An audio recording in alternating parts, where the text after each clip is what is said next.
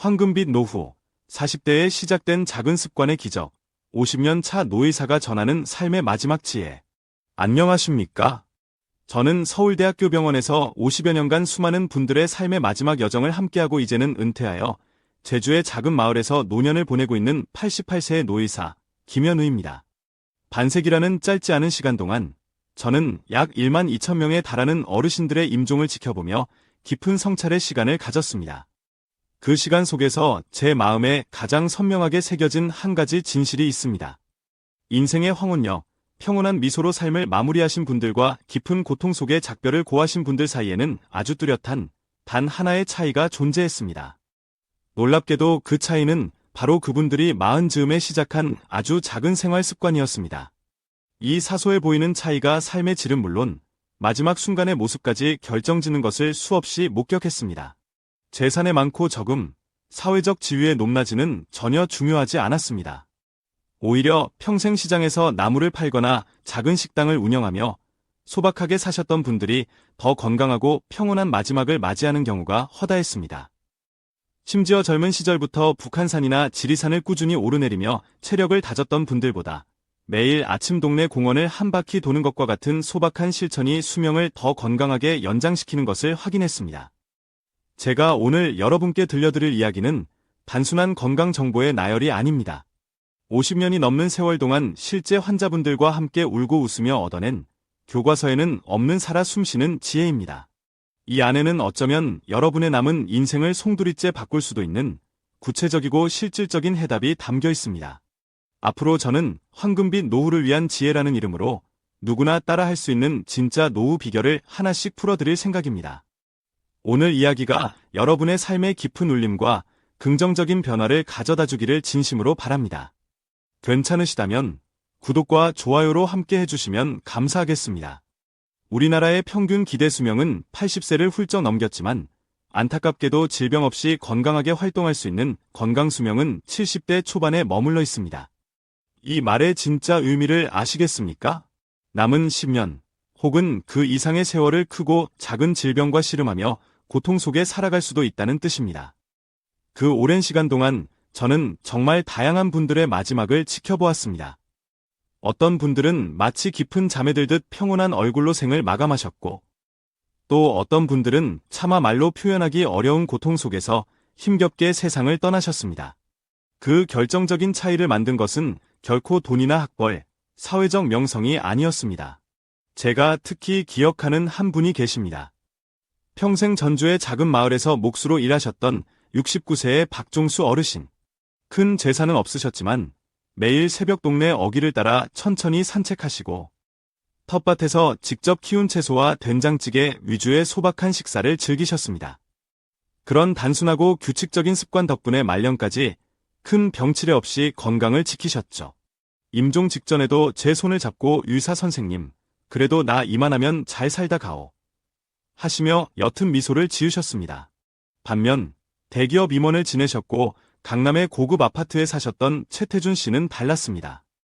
늘 최고급 종합검진을 받고 값비싼 영양제를 챙겨 드셨으며 유명 골프클럽 회원권을 유지하며 건강관리에 막대한 돈을 투자하셨습니다.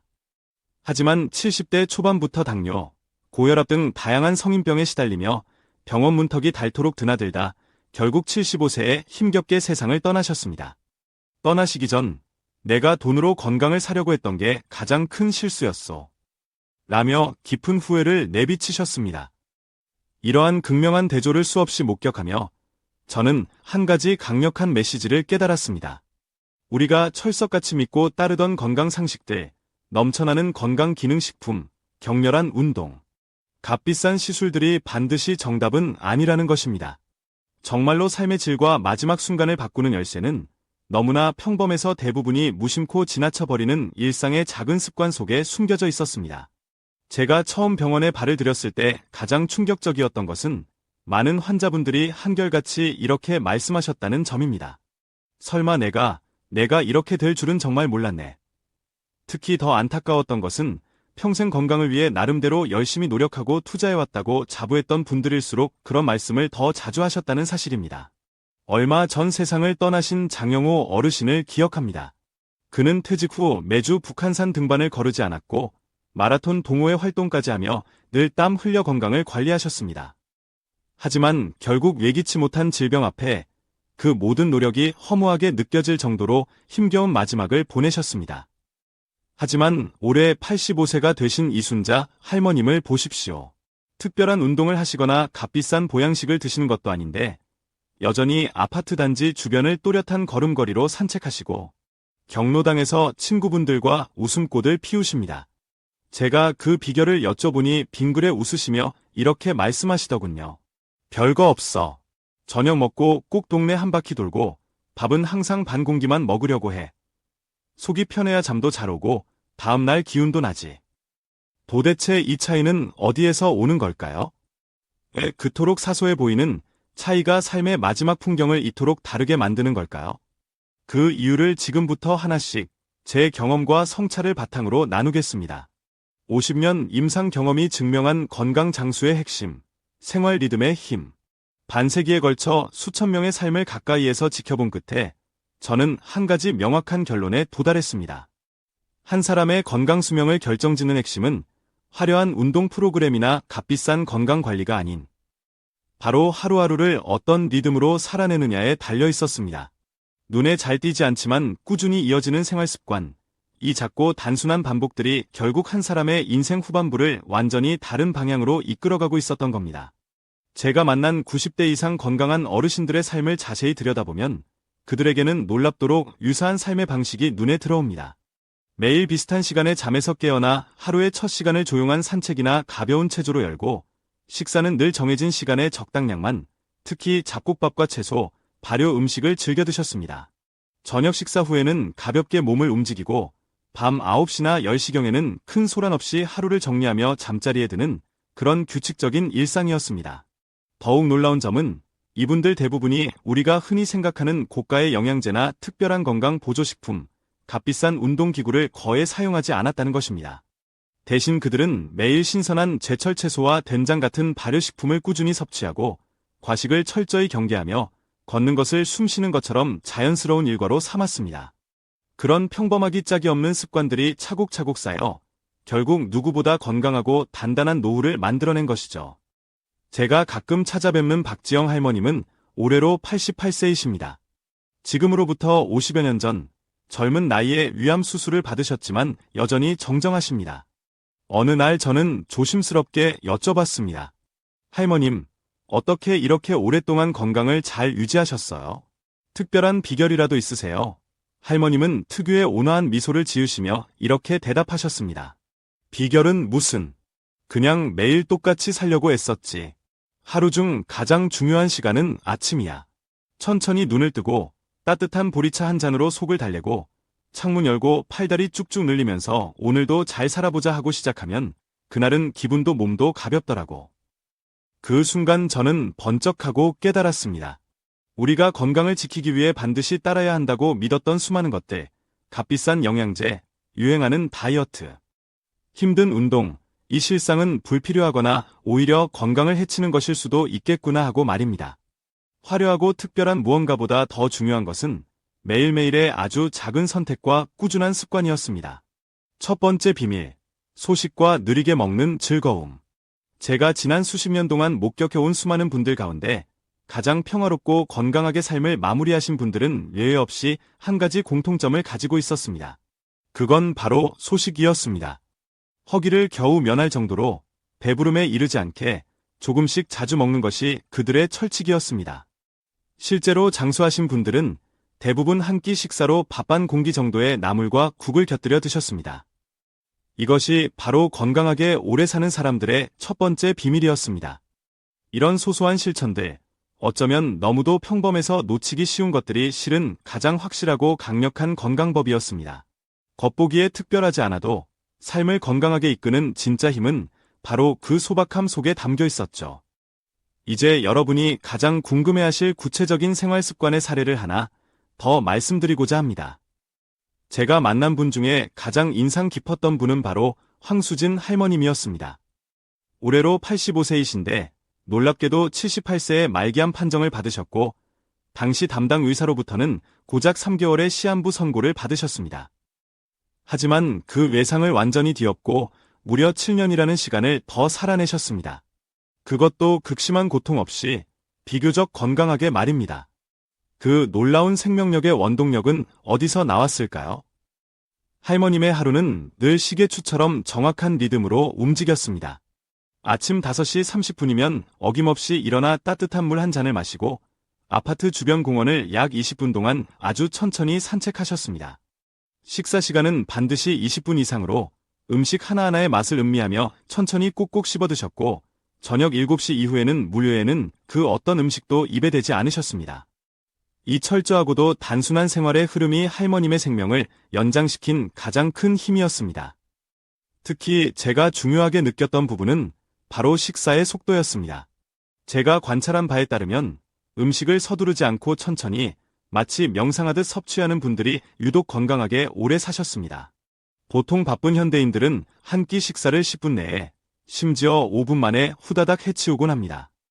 하지만 평균적으로 20분 이상 천천히 식사하는 습관을 가진 분들은 그렇지 않은 사람들보다 평균적으로 8년 이상 더 건강하게 장수하는 경향을 보였습니다.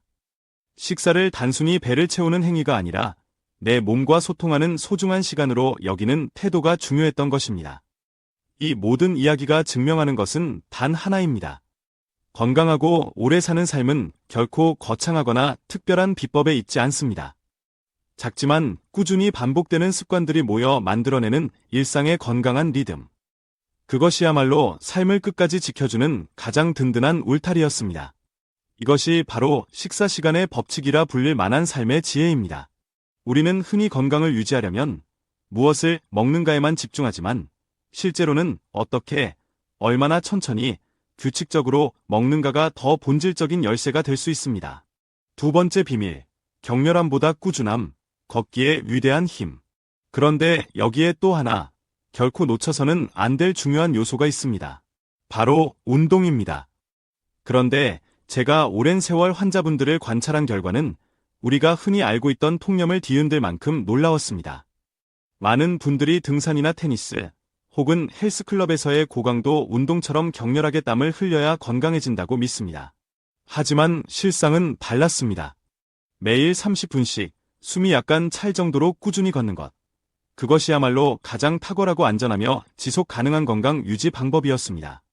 92세까지 정정하게 사시다가 평화롭게 눈을 감으신 박상우 어르신은 생전에 늘 이렇게 말씀하셨습니다.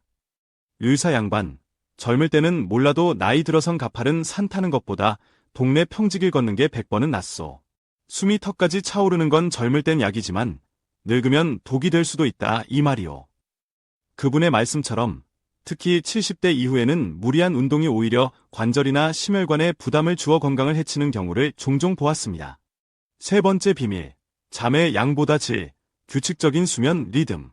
또 다른 중요한 요소는 수면입니다. 많은 사람들이 잠은 무조건 8시간을 채워야 한다고 강박적으로 믿지만 제가 곁에서 본 수많은 사례는 다른 이야기를 들려줍니다. 잠을 얼마나 오래 자느냐보다 중요한 것은 언제 자고 언제 일어나는가, 즉 수면의 규칙성이었습니다. 매일 밤 비슷한 시각에 잠자리에 들고 아침 비슷한 시각에 눈을 뜨는 생활 패턴을 꾸준히 유지한 분들이 훨씬 더 건강하고 활기찬 노년을 보내셨습니다. 수면의 양보다 리듬이 더 결정적이었던 것이죠. 밤 10시에서 새벽 2시 사이의 깊은 잠이 몸의 회복과 재충전에 가장 중요하다는 사실을 기억해야 합니다. 네 번째 비밀, 마음의 평온과 작은 기쁨 찾기. 그리고 절대 빼놓을 수 없는 요소가 하나 더 있습니다. 바로 스트레스 관리 그리고 마음의 평안입니다. 저는 수많은 분들의 마지막을 지켜보았고 그중 가장 평온하게 세상을 떠나신 분들에게는 하나의 공통점이 있었습니다. 그들은 거창한 목표나 큰 재산을 추구하기보다 일상 속의 작은 기쁨을 발견하고 감사할 줄 아는 마음을 가지고 있었습니다. 소박한 삶을 사셨던 최은희 할머님은 하루도 빠짐없이 아침마다 베란다의 작은 텃밭에 나가 토마토와 상추를 돌보셨습니다. 어느 날 제가 조심스레 여쭤봤습니다. 할머님, 그렇게 매일 화초를 가꾸시는 특별한 이유라도 있으세요? 그러자 할머님은 흙 묻은 손을 털며 이렇게 답하셨죠. 나이가 들수록 내 손으로 직접 할 수 있는 일이 자꾸 줄어들잖아요. 그런데 이 조그마한 생명들을 돌보는 일 하나가 내가 여전히 쓸모있고 살아있다는 걸 느끼게 해줘요. 애들이 크는 거 보면 그렇게 기특하고 예쁠 수가 없어. 그 말씀은 제 마음 깊은 곳에 큰 울림을 주었습니다. 실제로 그림 그리기, 서예, 뜨개질, 악기 연주 등 꾸준히 취미 생활을 지속한 분들은 그렇지 않은 분들에 비해 치매 발병률도 현저히 낮았습니다. 작고 소박한 취미 하나가 뇌를 끊임없이 자극하고 삶에 잔잔한 의미와 활력을 더해주는 것이죠. 동네 주민센터나 복지관의 프로그램에 참여하며 새로운 것을 배우고 사람들과 어울리는 것도 매우 중요합니다. 5번째 비밀, 모든 것은 적당히, 절제의 미덕. 그리고 제가 오랜 시간 환자분들께 가장 강조해 온 한 가지는 바로 절제입니다. 건강을 위한다는 명목 아래 우리가 얼마나 많은 것을 과도하게 섭취하고 행하는지 모릅니다. 몸에 좋다는 온갖 건강식품과 영양제는 물론이고 심지어 운동조차 지나치면 독이 될 수 있습니다. 담배와 과도한 음주는 말할 것도 없습니다. 제가 만난 가장 건강하고 지혜로운 어르신들은 하나같이 입버릇처럼 이 말을 하셨습니다. 모든 것은 적당히, 딱 거기까지만. 넘치지도 모자라지도 않는 중용의 지혜가 건강한 삶의 바탕이 되었던 것입니다. 현명한 노후 자금 관리, 균형과 준비. 이제 많은 분들이 가장 현실적으로 고민하는 주제, 바로 노후 자금에 대해 말씀드리겠습니다. 박진호 어르신은 은퇴 후 자신이 평생 모은 전 재산을 건강 관리에 쏟아부으셨습니다. 최고급 한약, 이름도 어려운 수입 영양제, 매달 수백만 원이 넘는 개인 PT와 고급 헬스클럽 회원권까지. 하지만 결과는 어땠을까요? 그분이 70대 중반의 병원에 오셨을 때 제게 하신 말씀이 아직도 생생합니다. 의사 선생님, 내가 돈이면 건강도 살 수 있을 거라 철석같이 믿었어요. 그런데 그게 아니더군요. 다 부질없었어요. 반면 평생 남대문 시장에서 옷장사를 하며 악착같이 돈을 모으신 김명숙 할머님은 전혀 다른 길을 걸으셨습니다. 할머님은 모은 돈을 아주 세심하고 균형 있게 관리하셨습니다.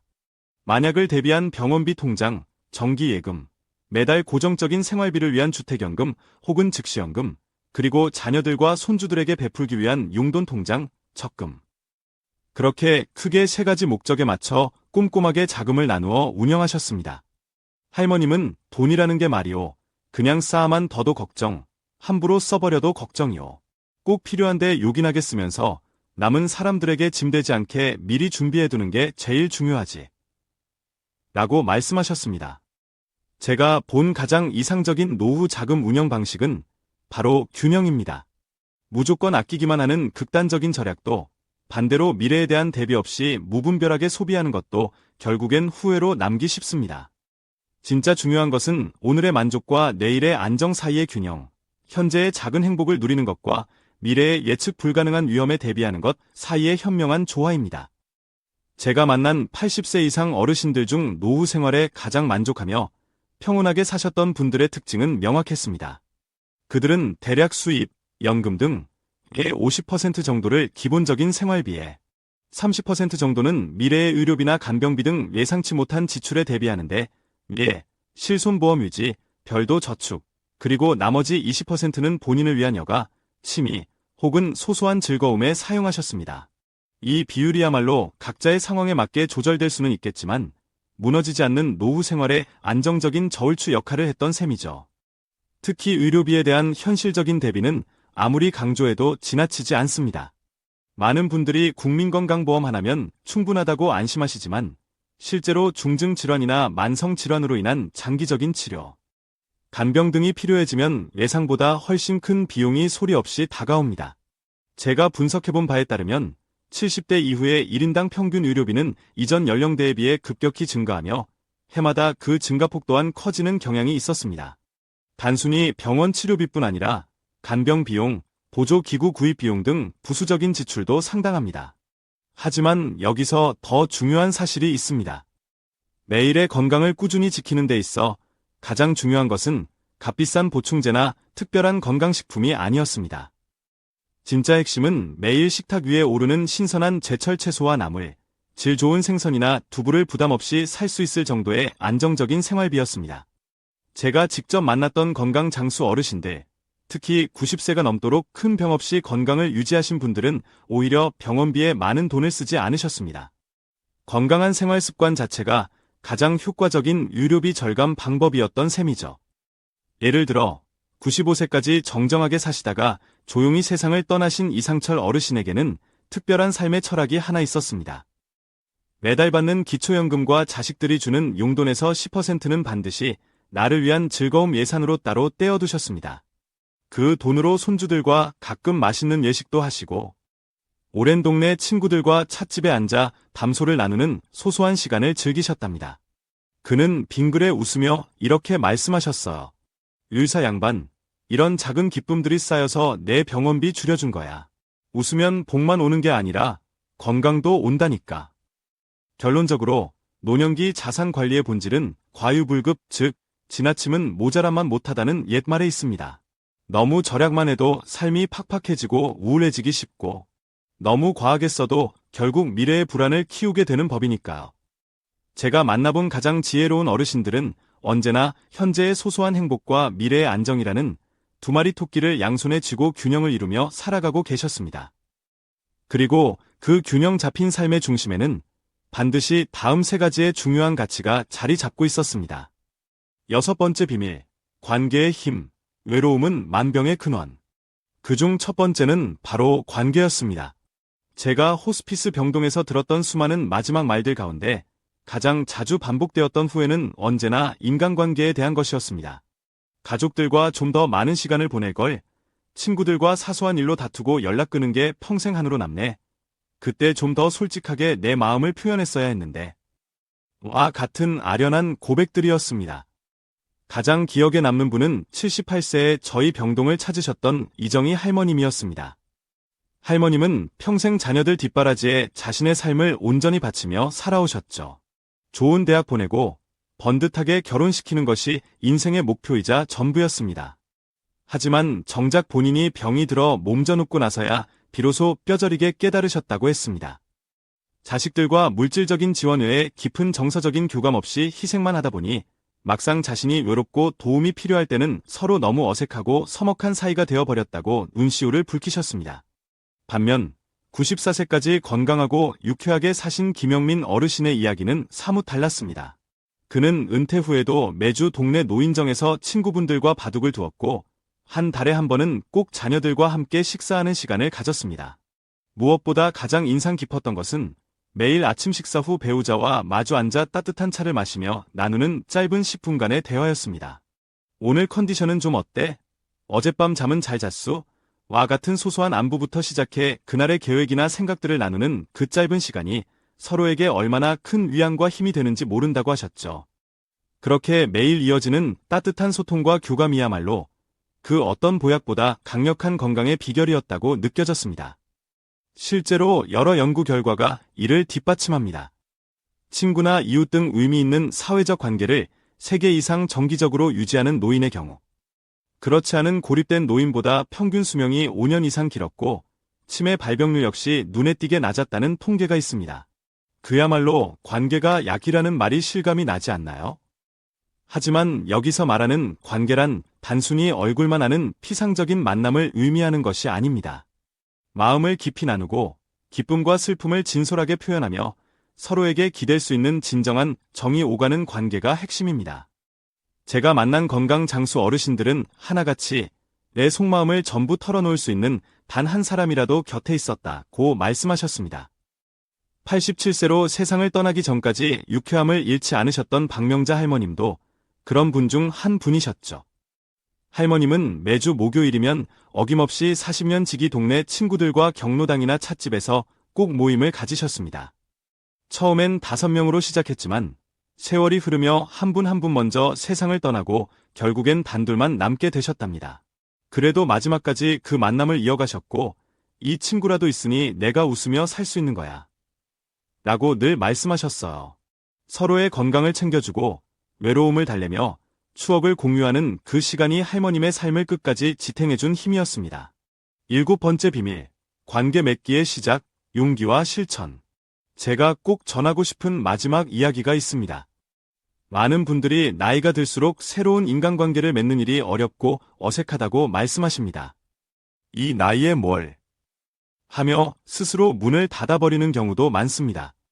그런데 실제로 건강하고 활기차게 노년을 보내셨던 분들은 오히려 더 용기를 내어 먼저 다가가고 더 열심히 새로운 사람들과 인연을 만들고 가꾸어 가셨습니다. 관계는 저절로 주어지는 것이 아니라 끊임없이 노력하고 만들어 나가는 삶의 또 다른 중요한 에너지원이었습니다.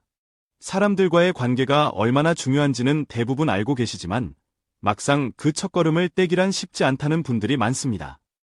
어디서부터 어떻게 시작해야 할지 막막해 하시는 분들을 위해 제가 가장 간단하고 자연스러운 방법을 소개해 드리고 싶습니다. 바로 취미를 통한 연결입니다. 실제로 저희 병원 근처 복지관에서는 어르신들을 위한 다양한 프로그램이 운영되고 있는데 그 중에서도 특히 10년 넘게 꾸준히 이어지고 있는 실버 뜨개질 모임이 있습니다. 놀랍게도 이 모임에 참여하는 분들 대부분은 80대 후반, 심지어 90세를 넘기고도 여전히 건강하고 활기찬 삶을 살고 계십니다.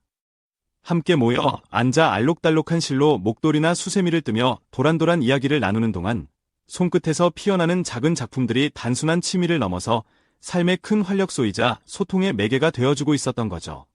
뜨개질 외에도 서예, 민요, 탁구, 스마트폰 활용 교육 등 다양한 활동을 통해 자연스럽게 새로운 친구를 사귀고 외로움을 달랠 수 있습니다. 그런데 이보다도 더 깊이 있고 중요한 관계가 하나 있습니다. 바로 배우자와의 관계입니다. 수십 년을 함께 해로하며 늙어가는 배우자와의 소통이 노년기 건강과 삶의 질에 얼마나 큰 영향을 미치는지에 대한 연구 결과도 존재합니다. 매일 30분 이상 배우자와 진심 어린 대화를 나누는 부부는 그렇지 않은 부부보다 평균적으로 무려 8년이나 더 오래 건강하게 산다는 놀라운 결과가 있었죠. 단순히 같은 공간에 머무는 것을 넘어서 서로의 마음을 읽어주고 다독여주는 시간이 인생의 길이를 바꾸는 셈입니다. 잊히지 않는 분이 한 분 계십니다. 올해 초 저희 병동에서 조용히 작별 인사를 하신 강지연 할머님이신데요. 평생 직장 생활과 자녀 양육에 치여 남편, 자식들과 제대로 된 대화 한번 나누지 못하고 살아온 것이 가장 큰 한이라고 늘 말씀하셨죠. 병원에 입원하신 뒤부터 용기를 내어 자녀들과 매일 짧은 손편지를 주고받기 시작하셨고 그 마지막 3개월이 당신의 인생 전체를 통틀어 가장 따뜻하고 빛나는 시간이었노라 눈물 지으며 말씀하셨습니다. 그 이야기를 듣고 저 역시 마음 한구석이 저릿해졌습니다. 이처럼 뒤늦게라도 관계를 회복하려는 용기를 내는 분들도 분명 존재합니다. 하지만 여전히 많은 어르신들이 이제 와서 뭘 혹은 어색해서 라며 스스로 가능성을 접어버리곤 하죠. 하지만 저는 지난 50년의 경험을 통해 확신을 가지고 말씀드릴 수 있습니다. 결코 늦은 때란 없었습니다. 실제로 80대에 이르러 평생 소원했던 가족과 진심으로 화해하고 남은 삶을 훨씬 더 밝고 충만하게 살아가신 분들도 적지 않았습니다. 특히 요즘 같은 시대에는 그 회복과 소통의 문이 훨씬 넓어졌습니다. 코로나19 팬데믹 이후 비대면 소통 방식이 익숙해지면서 멀리 사는 자녀나 손주들과 스마트폰 영상통화를 즐기게 된 어르신들도 눈에 띄게 많아졌거든요. 저희 병원에서도 태블릿 PC를 이용해 가족과 매일 얼굴을 보며 대화하는 환자분들의 심리적 안정감과 회복 속도가 놀라울 정도로 빨랐습니다. 하지만 여기서 중요한 것은 얼마나 자주 만나느냐가 아니라 어떻게 연결되고 소통하느냐였습니다. 관계에서 진짜 힘을 발휘하는 건 만남의 횟수나 시간이 아니라 그 안에 담긴 진심과 질이었습니다. 가장 중요한 자세는 상대방의 말을 판단하거나 비난하지 않고 있는 그대로 진심으로 귀 기울여 들어주는 경청의 태도였습니다. 특히 성인 자녀와의 관계에서는 충고나 조언보다 그들의 이야기를 잠잠히 들어주는 것이 훨씬 더 강력한 긍정적 효과를 발휘했습니다. 잊을 수 없는 또 한 분, 임경수 할아버님의 이야기를 전해드릴게요. 평생 자식들에게는 늘 엄격하고 권위적인 아버지셨고 충고와 지시만 하시던 분이셨죠. 그런데 제가 예례 진료 때마다 조심스럽게 할아버님, 딱 3달만이라도 자녀분들께 아무 말씀 마시고 그냥 들어만 줘보세요. 라고 거듭 말씀드렸습니다. 처음엔 내가 왜? 라며 버럭 화를 내셨지만 결국 속는 셈치고 실천하셨습니다. 그렇게 3개월 동안 묵묵히 딸의 하소연과 이야기를 들어주셨고 마침내 50여 년 만에 처음으로 딸이 먼저 할아버지께 다가와 자신의 속마음을 편안하게 꺼내놓기 시작했습니다. 그날 이후 딸은 매주 한 번씩 아버지를 찾아와 못다 한 이야기를 나누었고 그 만남은 할아버님 남은 삶의 가장 큰 기쁨이자 유일한 낙이 되었습니다. 그리고 관계의 또 다른 중요한 축, 봉사에 대해 말씀드리고 싶습니다. 혼자 살면서 외로움과 우울감을 느끼시던 윤명희 할머님은 지역복지관에서 독거노인 도시락 배달 봉사를 시작하셨습니다. 처음에는 어색했지만 자신보다 더 어려운 처지의 이웃을 도우면서 큰 보람과 삶의 의미를 느끼셨다고 합니다.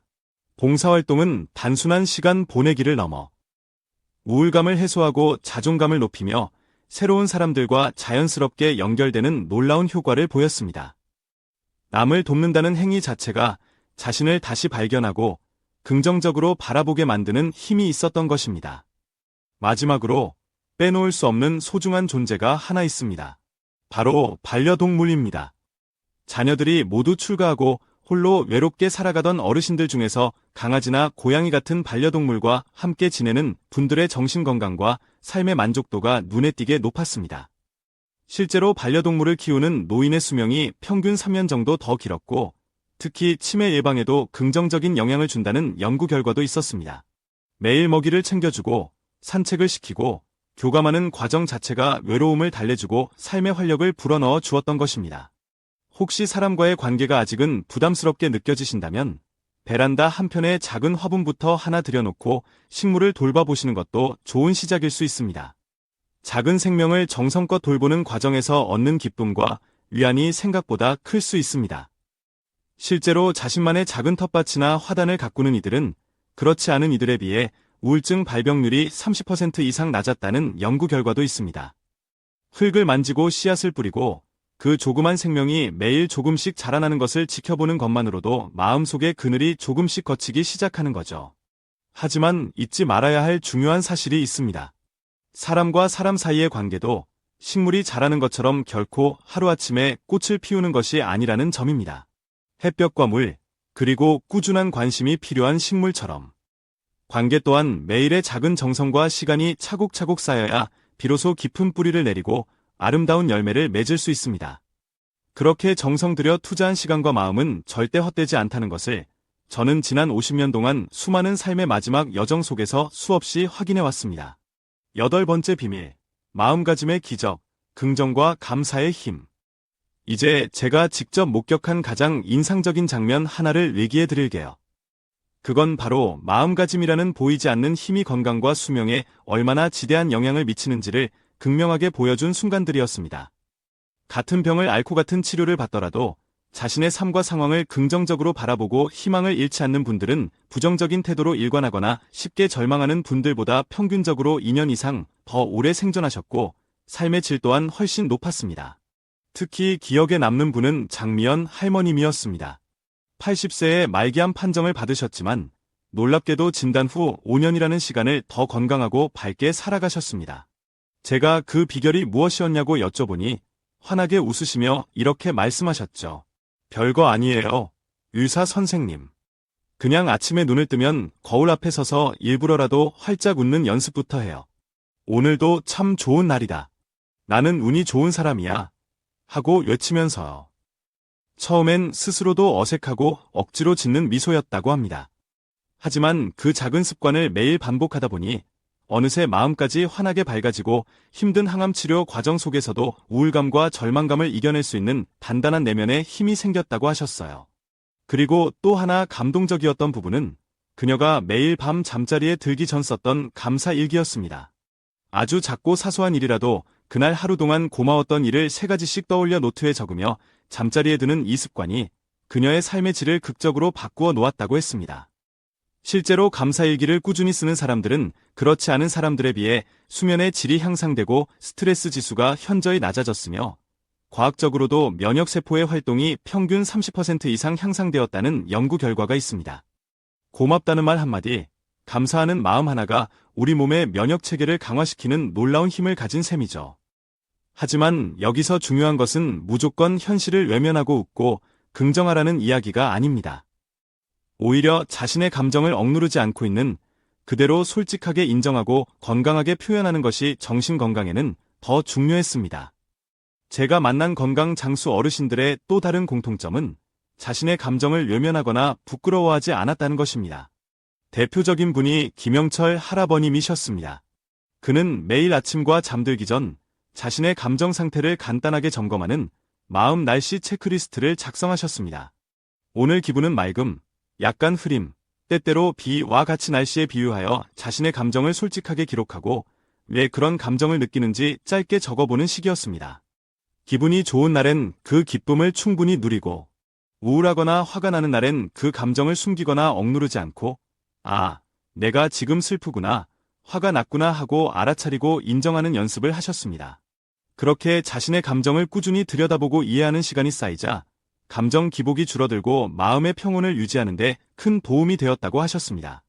9번째 비밀, 작은 목표 설정과 삶의 의미 찾기. 또 하나 눈여겨볼 점은 작은 목표의 힘입니다. 은퇴 후에도 무언가 배우거나 도전할 만한 소소하지만 뚜렷한 목표가 있는 분들은 삶의 활력을 훨씬 오래 유지하셨습니다. 매주 새로운 나물 반찬 한 가지씩 배우기, 한 달에 시 한 편 외우기, 손주에게 손뜨개 목도리 완성해주기처럼 아주 사소해 보이는 계획들이지만 그 작은 목표들이 매일 아침 눈을 뜨게 하는 의미 있는 동기를 부여하고 삶의 생기를 불어넣어 주었습니다. 83세의 박순애 할머님은 매일 아침 눈을 뜨자마자 침대 머리맡에 놓인 작은 수첩, 일명 오늘 할 일 버킷리스트 노트를 펼쳐보며 하루를 시작하셨습니다. 오랜 친구에게 안부 전화하기, 텃밭에 물 주기, 좋아하는 트로트 가수 노래 따라 부르기 같은 정말 아기자기한 계획들이었지만 그 목표 하나하나를 달성해 나가면서 느끼는 작은 성취감들이 그녀의 하루를 의미와 기쁨으로 채워주었죠. 삶의 의미는 거창한 성공이나 업적이 아니라 이처럼 작고 꾸준한 실천과 그 속에서 발견하는 소소한 기쁨에서 비롯되는 것이었습니다. 10번째 비밀, 몸과 마음의 균형, 평온함 속의 진짜 건강. 결국 제가 50년간의 경험을 통해 내린 결론은 이것입니다. 진정으로 건강한 노후란 단순히 질병 없이 오래 사는 것만을 의미하는 것이 아니라 몸과 마음, 그리고 영혼이 조화로운 균형을 이루는 상태였습니다. 제가 만나본 가장 건강하고 행복한 노년을 보내신 분들은 하나같이 내면이 깊고 잔잔한 호수처럼 평온했습니다. 그리고 그 평온함은 결코 특별하거나 거창한 데서 시작되지 않았습니다. 매일 반복되는 일상 속에 자리한 작고 소박하며 조용한 습관들. 그것이 진짜 건강과 행복의 씨앗이었습니다. 마지막 당부, 지금 바로 시작하세요. 결코 늦지 않았습니다. 모든 긍정적인 변화는 어느 날 갑자기 마법처럼 이루어지지 않습니다. 하지만 그 변화는 언제든지 바로 지금 이 순간부터 시작될 수 있습니다.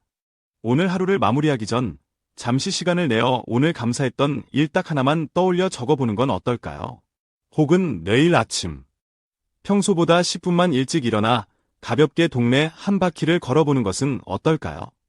그 한 줄의 문장, 그 10걸음의 발걸음이 여러분의 남은 인생을 바꾸는 위대한 시작이 될지도 모릅니다. 그리고 이제 제가 이 글을 통해 가장 강조드리고 싶은 마지막 이야기를 나누려 합니다. 그것은 바로 식습관입니다. 우리가 하루 3번 마주하는 음식이 곧 우리의 생명선을 결정짓는다는 너무나 당연하지만 강력한 사실을 저는 50년 동안 수천 명의 삶을 지켜보며 뼈저리게 확인해왔습니다. 부모로부터 물려받은 유전적인 요인보다 더 강력한 힘을 가진 것이 바로 매일의 밥상이었습니다. 매일의 밥상, 생명선을 결정하는 가장 강력한 열쇠. 식탁 위에 놓인 음식이 단순히 배를 채우는 수단이 아니라 삶의 길이와 질을 좌우하는 가장 중요하고 근본적인 열쇠임을 깨닫게 해준 분들이 참 많습니다. 최근에 제 곁을 떠나신 89세의 정순이 할머님도 그런 분 중 한 분이셨죠. 할머님은 평생을 하루 한 끼는 굶는 즐거움을 누린다는 철학으로 살아오셨습니다. 아침은 거르고 점심과 저녁만 드시거나 혹은 저녁을 아주 가볍게 드시는 방식으로 소식을 실천하셨죠. 주변 사람들은 그런 할머님의 식습관을 걱정스럽게 바라봤지만 오히려 그 철저한 절제가 그녀의 건강 장수 비결이었습니다. 의사 선생님, 배가 살짝 고픈 그 느낌조차 감사하고 즐거워요. 몸이 가벼워지는 것 같고 정신도 맑아지거든요. 라고 하시던 그녀의 말씀은 단순한 식사 철학이 아니라 삶을 대하는 태도 그 자체였습니다. 이처럼 절제된 식습관은 단순히 체중 조절의 문제를 넘어서 우리 몸의 염증 수치를 낮추고 세포의 노화를 늦추며 장기적인 건강과 수명에 깊은 영향을 미쳤습니다. 특히 저녁 식사의 방식과 시간이 핵심적인 역할을 했습니다. 저녁 6시나 7시 이후에는 가급적 음식을 먹지 않거나 먹더라도 아주 가볍게 소화가 잘 되는 음식 위주로 조절하시는 분들이 더 깊고 편안한 수면 상태를 유지했고, 다음날 아침 몸의 회복 속도도 눈에 띄게 빨랐습니다. 물론 이러한 방식은 개인의 건강 상태나 활동량, 체질에 따라 다르게 적용되어야 하지만 저녁은 가볍게 일찍 끝낸다는 공통된 흐름은 분명 존재했습니다. 가장 인상 깊었던 식습관을 지닌 분은 김창호 할아버님이었습니다. 그는 자신의 밥그릇 안쪽에 작은 선을 하나 그어두고 식사할 때마다 절대로 밥이 그 선을 넘기지 않도록 한다는 원칙을 무려 20년 넘게 철저히 지켜오셨습니다. 처음에는 좀 허전하고 배고픈 느낌도 들었지만 딱 한 달만 참고 지나니 몸이 그 양에 완벽하게 적응하더라고 빙그레 웃으며 말씀하셨습니다. 그렇게 그는 80대 후반까지 흔한 감기 한 번 심하게 앓지 않으시고 단 한 번의 입원도 없이 건강하게 노년을 누리셨습니다. 하지만 여기서 중요한 것은 단순히 적게 먹는 것만이 능사가 아니라는 점입니다. 어떻게 먹느냐가 진짜 관건이었습니다. 앞서 말씀드렸듯이 음식을 최소 20분 이상 시간을 들여 천천히 꾹꾹 씹으며 드신 분들은 위장의 부담을 덜어줄 뿐 아니라 뇌의 포만 중추를 충분히 자극하여 과식을 막고 식사 만족감도 높이는 경향이 있었습니다. 식사의 속도를 늦추는 것만으로도 우리의 소화기관은 휴식을 얻고 건강은 조금씩 회복의 길을 걷기 시작하는 것입니다. 식단의 균형, 5가지 색깔과 아침 식사의 중요성. 식단의 구성 또한 건강 장수에 큰 영향을 미쳤습니다. 극단적인 채식 위주의 식단을 고집한 분들보다는 다양한 색깔의 채소와 과일, 잡곡밥을 기본으로 하되 일주일에 2~3번 정도는 질 좋은 생선이나 살코기, 두부, 달걀 등을 통해 단백질을 보충하는 균형 잡힌 식사를 한 분들이 오히려 영양학적으로 더 건강하고 활력이 넘쳤습니다. 우리 몸은 탄수화물, 단백질, 지방뿐 아니라 다양한 비타민과 미네랄을 필요로 하기 때문입니다. 다만 육류 섭취가 과해지면 혈관 건강에 부담을 줄 수 있으므로 언제나 절제는 함께 가야 할 중요한 원칙이었습니다. 가장 최근에 만난 92세의 홍미영 할머니께서는 당신의 건강 비결을 오방색 밥상이라고 표현하셨습니다. 내 밥상에는 적어도 5가지 색깔은 올라와야 해요. 시금치나 깻잎 같은 초록색 나물, 노란 단호박이나 달걀, 하얀 두부나 버섯, 현미밥 같은 갈색 곡식, 그리고 붉은 토마토나 고구마 같은 거 말이에요. 그 다채로운 색깔들이 시각적인 즐거움뿐 아니라 영양의 균형을 자연스럽게 맞춰주었고, 식사를 단순히 배를 채우는 행위가 아니라 하나의 예술처럼 정성껏 대하는 태도가 건강을 지켜낸 또 다른 비결이었던 셈입니다. 또한 주목해야 할 점은 아침 식사의 중요성이었습니다.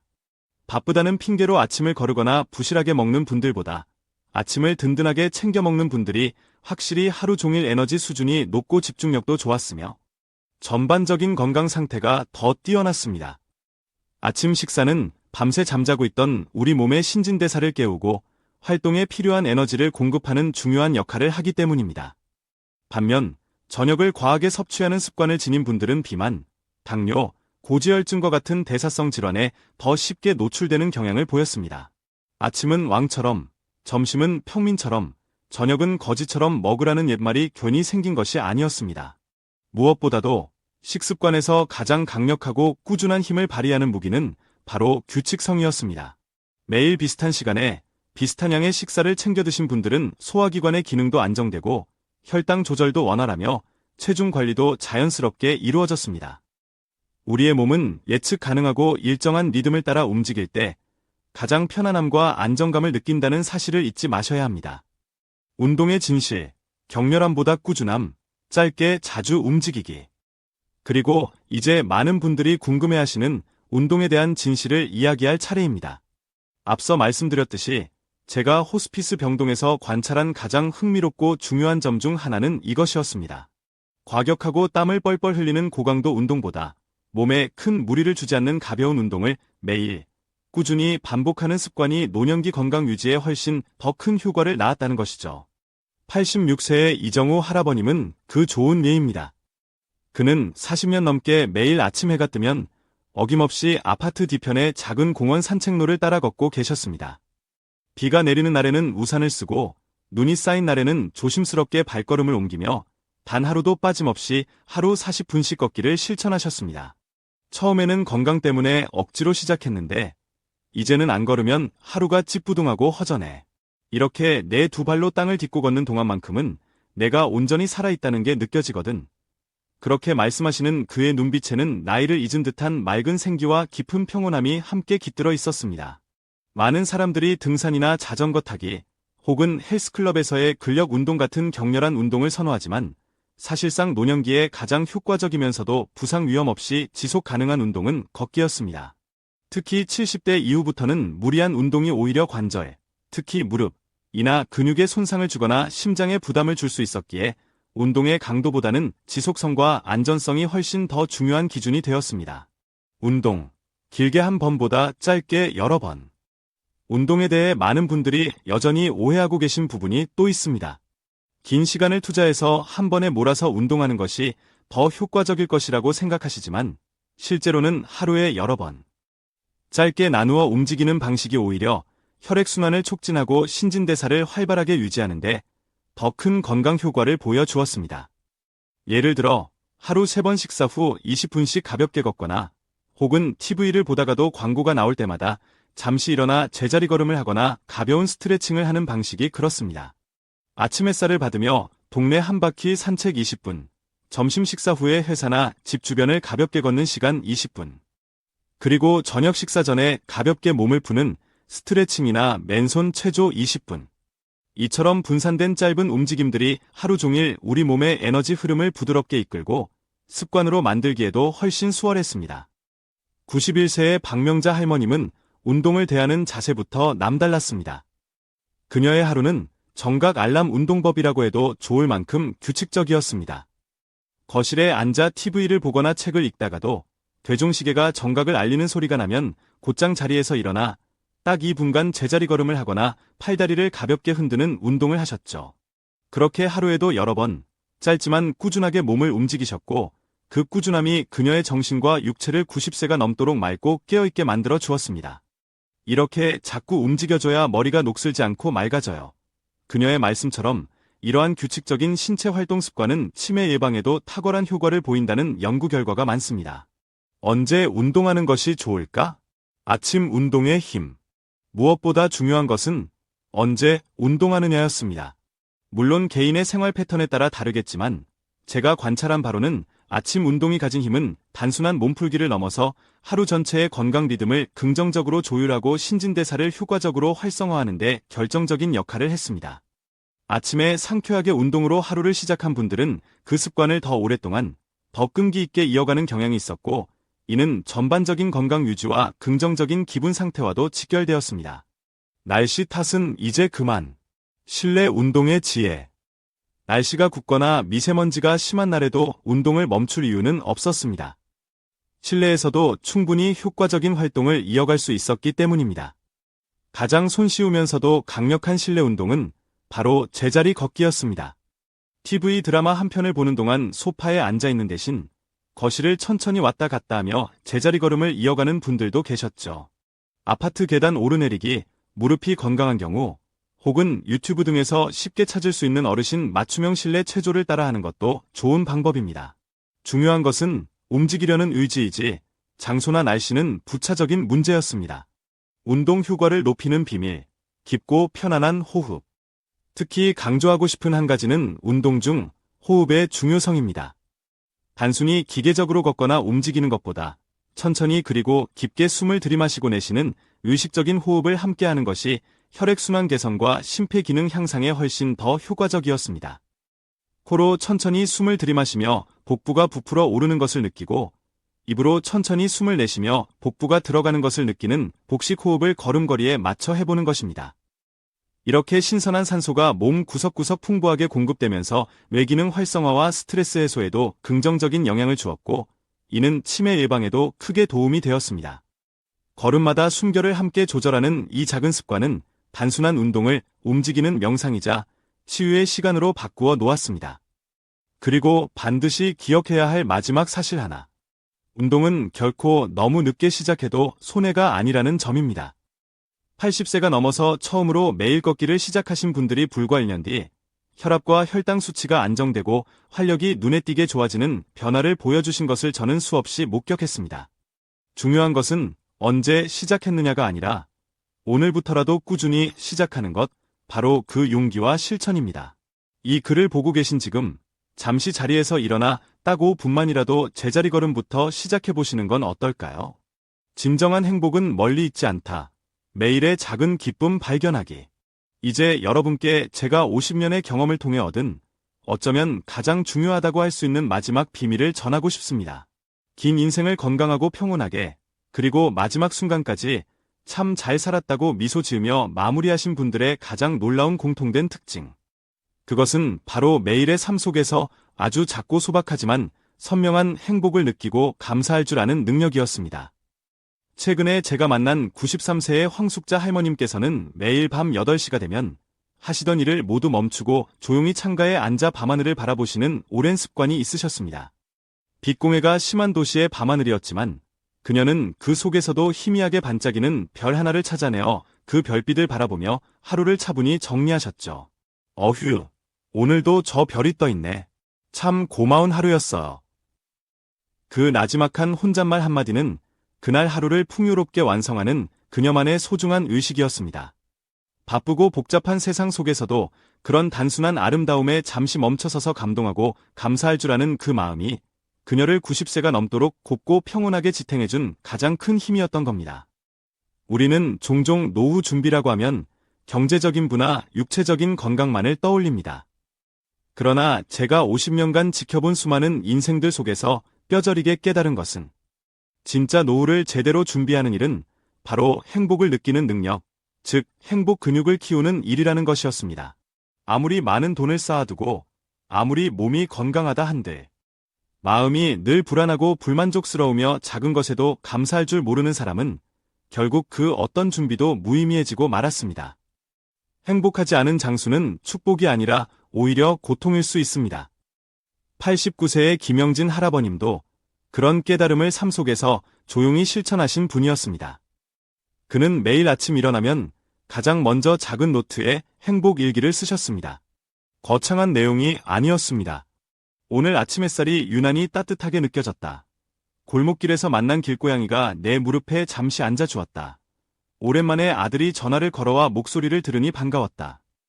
와 같이 그날 경험한 아주 사소하고 평범한 순간들 속에서 느낀 작은 기쁨과 감사를 잊지 않고 기록해 내려가며 하루를 시작하셨습니다.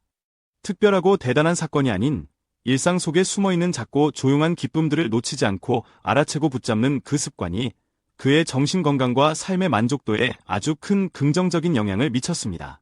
무엇보다 인상 깊었던 것은 이러한 작은 행복을 꾸준히 기록하고 감사하는 습관을 지닌 분들일수록 우울증에 걸릴 확률이 현저히 낮았고 스트레스에 대한 회복 탄력성도 훨씬 높았다는 점입니다. 삶을 특별하고 의미 있게 만드는 것은 크고 위대한 성취나 사건이 아니라 바로 오늘 주어진 하루 속의 작은 기쁨들을 알아채는 그 섬세한 눈과 감사하는 마음이었습니다. 어떤 삶이 더 건강하고 오래 지속되었는가에 대한 질문 앞에서 제가 수집한 데이터와 경험이 말해주는 사실은 명확했습니다. 긍정적인 사고방식과 삶에 대한 감사하는 태도를 지닌 이들이 그렇지 않은 이들에 비해 질병에 대한 저항력과 회복력이 눈에 띄게 높았고 심지어 암과 같은 중증 질환 환자들조차 희망을 잃지 않고 긍정적인 마음을 유지한 이들은 치료 반응이 놀라울 만큼 좋았습니다. 특히나 행복이 찾아오기를 수동적으로 기다리지 않고 일상 속에서 적극적으로 행복을 찾아 나서고 만들어가는 이들의 회복력과 생명력은 경이로울 정도였습니다. 행복은 어느 날 문득 로또처럼 찾아오는 행운이 아니에요. 의사 선생님. 행복은 내가 매일 조금씩 가꾸고 만들어가는 정원 같은 것이지요. 88세의 유방암을 극복하고 여전히 뜨개질 봉사를 다니시는 이영숙 할머님의 이 말씀은 제가 평생 가슴에 새겨온 진리입니다. 이 단순하지만 깊은 진실을 저는 수많은 삶의 마지막 순간들을 지켜보며 온몸으로 깨달았습니다. 할머님의 하루는 아침 거울 앞에서 시작됐습니다. 거울 속에 비친 자신의 눈을 따뜻하게 바라보며 미소를 지으며 이렇게 외치셨죠. 영수가, 오늘도 참 곱다. 오늘도 아주 멋진 하루를 살아보자. 처음에는 그 말이 스스로도 낯간지럽고 우습게만 느껴졌지만 매일 반복하다 보니 시간이 흐르자 그 긍정적인 자기 암시의 말이 정말로 그녀의 하루를 바꾸고 힘든 상황 속에서도 다시 일어설 힘을 주기 시작했다고 하셨습니다. 이처럼 자기 자신에게 건네는 따뜻하고 긍정적인 말 한마디가 우리의 뇌와 면역 체계에 강력한 영향을 미친다는 것은 여러 심리학 및 의학 연구에서도 이미 확인된 사실이었습니다. 실제로 긍정적인 자기 대화와 암시를 꾸준히 실천한 분들의 면역세포, NK세포 등 활성도 수치는 그렇지 않은 이들보다 평균 30% 이상 높게 나타났습니다. 그 중에서도 가장 강력하고 지속적인 변화의 열쇠는 바로 감사였습니다. 앞서 감사일기에 휴가를 잠시 언급했지만 하루를 마감하는 밤 잠자리에 들기 전 고요한 침대 위에서 그날 하루 동안 자신에게 있었던 고마웠던 일, 감사했던 순간들을 딱 3가지만이라도 떠올려보는 습관을 가진 이들에게는 놀라운 공통점이 있었습니다. 그들은 대부분